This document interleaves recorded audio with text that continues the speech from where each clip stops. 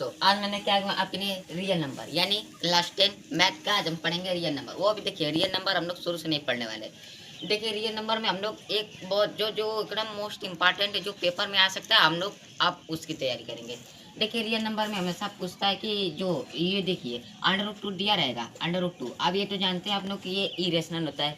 अब लेकिन इसको क्या कहेगा कि आप करिए प्रूव करिए, क्या करिए प्रूव करिए अंडर रूट टू को, क्या ये इरेशनल है। अब एक ऐसा सवाल हुआ। अब देखिए अब इस सवाल को करने के लिए ना आपको खूब लंबा चौड़ा लिखना पड़ेगा। तो देखिए कैसे लिखा जाता है, इसमें लैंग्वेज बहुत ही इंपॉर्टेंट होता है। तो लैंग्वेज आपको लिखना आना चाहिए और क्वेश्चन को सॉल्व करना चाहिए। इस पे आपको बहुत नंबर मिल जाएंगे।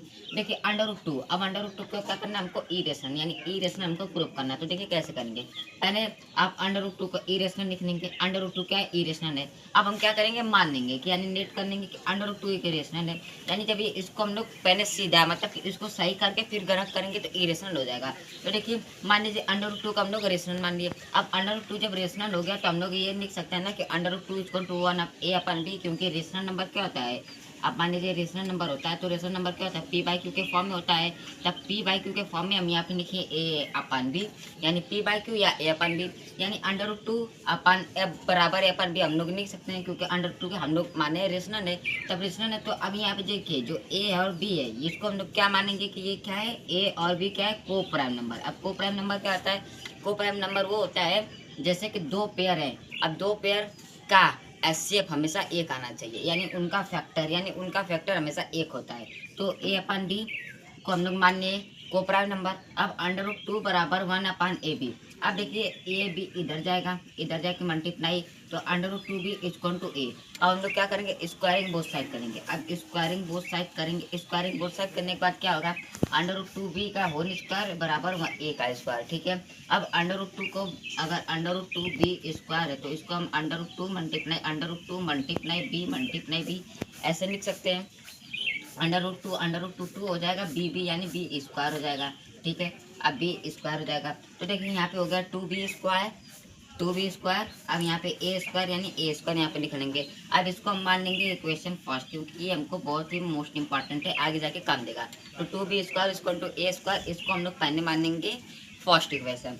अब यहाँ पे देखिए, अब यहाँ पे क्या बन रहा है, मान लीजिए यहाँ पे आपको दिया है two B square equal to A का स्क्वायर। अब यहाँ पे क्या कर सकते हैं, बी स्क्वायर इक्वल टू ये टू मल्टीप्लाई में इधर जाके A square upon two divide में हो जाएगा कि नहीं, ये टू डिवाइड में हो जाएगा कि नहीं। यानी क्या कर रहा है, टू क्या कर रहा है, ए को डिवाइड कर रहा है। तो हम लोग यहाँ पे लिख सकते हैं टू डिवाइड्स ए स्क्वायर, यानी कि ये जो टू है डिवाइड कर रहा है ए स्क्वायर को, डिवाइड हो रहा है। अब टू डिवाइड्स ए स्क्वायर, यानी जब ये ए स्क्वायर को डिवाइड करेगा तो ये ए को भी तो डिवाइड करेगा ही करेगा, क्योंकि पहले ये ए तो था, अब स्क्वायर करने पे स्क्वायर हुआ, लेकिन पहले ए था। तो अगर ए स्क्वायर को डिवाइड कर रहा है क्या, टू, अगर टू ए स्क्वायर को डिवाइड कर रहा है तो ए को भी डिवाइड करेगा। तो अब यहाँ पे क्या होगा, टू डिवाइड्स ए।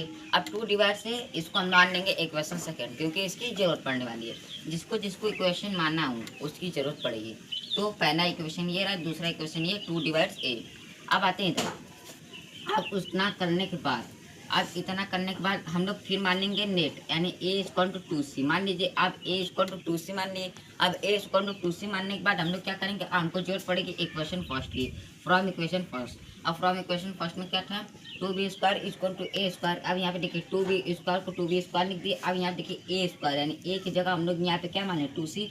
यहाँ पे टू सी पुट करेंगे और टू सी के बाद यहाँ पे देखिए स्क्वायर है तो यहाँ पे स्क्वायर लगा देंगे। अब देखिए two B square equal to four, यानी टू टू जा फोर सी स्क्वायर।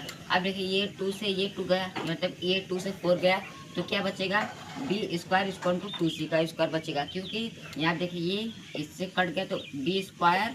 अब इक्वल टू यहाँ पे टू बचेगा, टू सी स्क्वायर।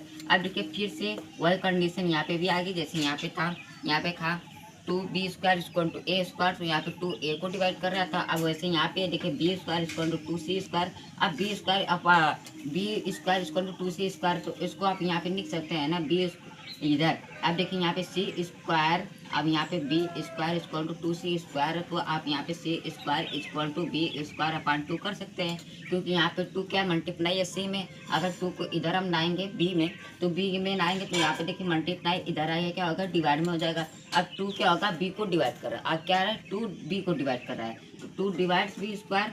अब टू डिवाइड्स बी स्क्वायर तो टू डिवाइड्स बी तब 2 डिवाइड्स भी हो गया हमारा इक्वेशन थर्ड। अब देखिए आपको बस लैंग्वेज लिखनी है। अब यहाँ तक आपका हो गया।